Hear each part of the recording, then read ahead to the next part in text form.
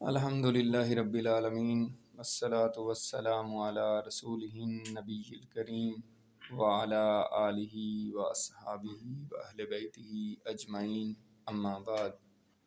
ریاض الصالحین ہم پڑھ رہے ہیں اور اس کا باب نمبر 199 آج مطالعہ کریں گے۔ ظہر کی سنتوں کا بیان۔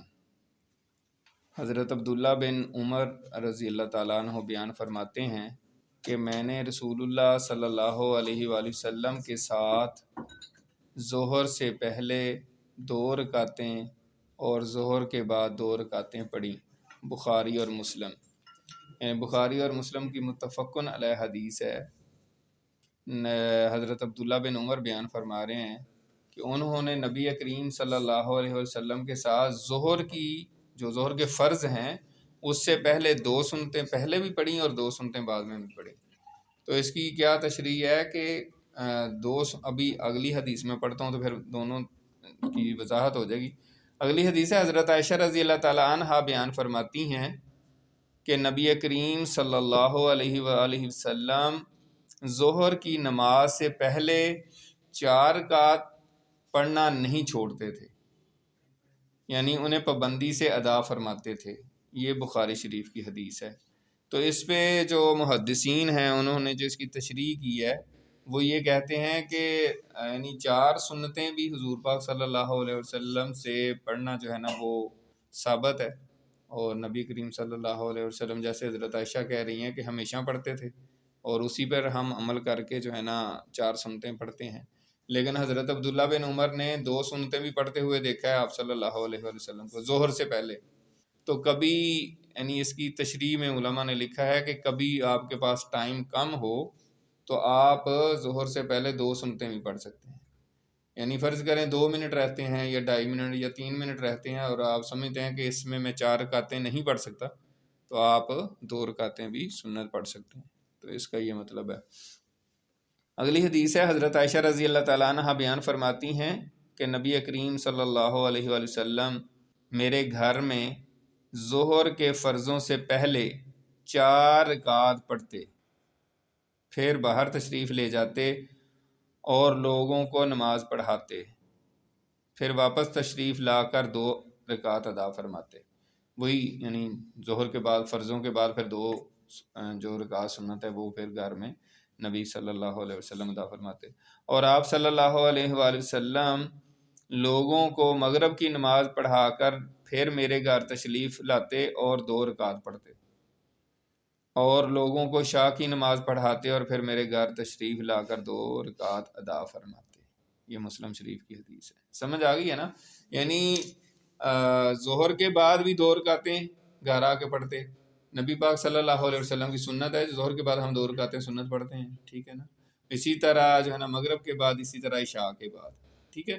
باقی جو نفل ہیں وہ ہمارے جو بزرگ ہیں، مطلب امام ابو حنیفہ ہیں یا اس سے بھی اوپر، وہ بزرگوں نے ایڈ کروائے ہوئے ہیں کہ آپ پڑھتے رہیں تاکہ بعد میں کبھی آپ کی یعنی قیامت کے دن یہ حدیث میں آتا ہے کہ جس کی نماز کام ہوئی نا تو پھر وہ سنتوں سے نفلوں سے پوری کر دی جائے گی۔ تو اس لیے یہ بزرگوں نے رکھے ہوئے ہیں، ورنہ سنت کا مطلب یہی ہوتا ہے کہ جو حضور پاک عمل کرتے تھے، اور وہ حضور پاک کے نفل تھے، ٹھیک ہے نا؟ تو وہ ہمارے لیے سنت ہے، ٹھیک ہے نا؟ تو آپ وہ اسی طرح پڑھتے تھے، اور آپ کو یہ بھی پتہ ہے کہ گھر میں سنتیں پڑھنا زیادہ افضل ہے۔ اسی لیے نبی پاک صلی اللہ علیہ وسلم گھر سے ہی پہلی 4 سنتیں بھی گھر سے پڑھ کے جاتے تھے اور آخری بھی نماز کے فرض کے بعد بھی گھر آ کے ہی پڑھتے تھے۔ لیکن اب ہم مسجدوں میں پڑھتے ہیں، اگر کوئی گھر میں جا کے پڑھ سکتا ہے تو بہت اچھی بات ہے، یہ سنت پہ عمل بھی ہوگا، زیادہ ثواب کی بات ہے۔ لیکن کوئی سمجھتا ہے کہ گھر میں بچے ہیں، وہ وہاں تو نماز نہیں پڑھ سکوں گا، شور شرابہ کریں گے، تو پھر ٹھیک ہے مسجد میں بھی پڑھ سکتے ہیں، وہ کوئی حرج نہیں ہے۔ اگلی حدیث ہے، حضرت ام حبیبہ رضی اللہ تعالیٰ عنہ سے روایت ہے، رسول اللہ صلی اللہ علیہ وآلہ وسلم نے فرمایا، جو شخص ظہر کے فرضوں سے پہلے 4 رکعتوں کی اور ظہر کے بعد 4 رکعتوں کی حفاظت کرے گا، یعنی انہیں ہمیشہ پڑھے گا، تو اللہ تعالیٰ اس پر جہنم کی آگ کو حرام فرما دے گا۔ بہرحال اس کی تشریح میں انہوں نے لکھا ہے کہ جو باقی اعمال اگر ٹھیک نہ ہوں، خدا نخواستہ، تو اس طرح کی جو احادیث ہوتی ہیں اس کا یہ مطلب ہوتا ہے کہ آپ یعنی اللہ تعالیٰ اگر کسی کو جہنم میں پھینک بھی دے گا تو کچھ دنوں بعد اس کو جہنم سے نکال دے گا، یعنی اس کو ہمیشہ ہمیشہ جہنم میں نہیں رکھا جائے گا۔ اگلی حدیث حضرت عبداللہ بن صائب رضی اللہ تعالیٰ عنہ سے روایت ہے کہ رسول اللہ صلی اللہ علیہ وآلہ وسلم سورج ڈھلنے کے بعد ظہر سے پہلے 4 رکعت پڑھا کرتے تھے، یعنی دوپہر کے وقت جو سورج ڈھلتا ہے اس کے حساب سے ظہر سے پہلے 4 رکعت پڑھا کرتے تھے، اور آپ صلی اللہ علیہ وسلم نے فرمایا یہ ایسی گھڑی ہے جس میں آسمان کے دروازے کھولے جاتے ہیں، چنانچہ میں پسند کرتا ہوں کہ اس گھڑی میں میرا کوئی نیک عمل اوپر چڑھے۔ امام ترمذی نے روایت کیا ہے۔ یعنی یہ بھی بڑی اہم بات ہے کہ جس وقت اعمال پیش کیے جاتے ہیں اللہ کے حضور، جس دن یا جس وقت، اس وقت کی بھی جو ہے نا اہمیت ہے، اور اس میں نیک اعمال کرنے کی کوشش کرنی چاہیے، ٹھیک ہے نا۔ بعض روایات میں آتا ہے جیسے پیر کو پیش کیے جاتے ہیں جمعرات کو، تو اس حوالے سے بھی جو ہے نا کیئر کرنے کی ضرورت ہے۔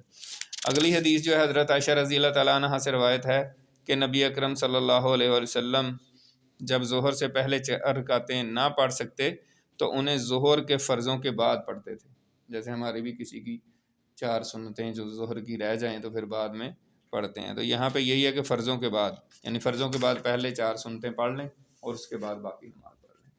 تو یہ ظہر کی سنتوں کے حوالے سے نبی کریم صلی اللہ علیہ وسلم کی جو سنت مبارکہ تھی اور اس کی جو اہمیت ہے وہ یہاں پہ بیان ہوئی۔ اللہ تعالی ہمیں عمل کرنے کی توفیق عطا فرمائے۔